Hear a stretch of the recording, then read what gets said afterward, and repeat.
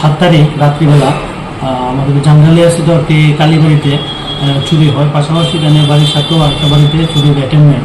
তো এই ইনফরমেশন পাওয়ার সঙ্গে সঙ্গে যে যার বাড়িতে চুরি হয়েছে সৌরভ সিংহ, আমাদের এখানে একটি এফআইআর করে অ্যাকর্ডিংলি আমরা একটি কেস রেজিস্টার করি, যার মামলা নাম্বার 8625।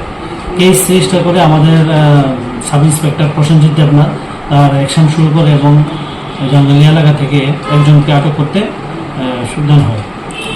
তার নাম বিপ্লব দাস, তার বাড়ি জাঙ্গালিয়া। হ্যাঁ, এই মন্দিরের চুরির সাথে যুক্ত। আমরা তাকে আটক করতে সক্ষম হই এবং আজকে তাকে আমরা আদালতে প্রেরণ করছি। আর এই ঘটনার সাথে আর কে কে জড়িত আছে আমরা তাদেরকেও অতি সত্বর অ্যারেস্ট করার জন্য আমরা চেষ্টা করছি।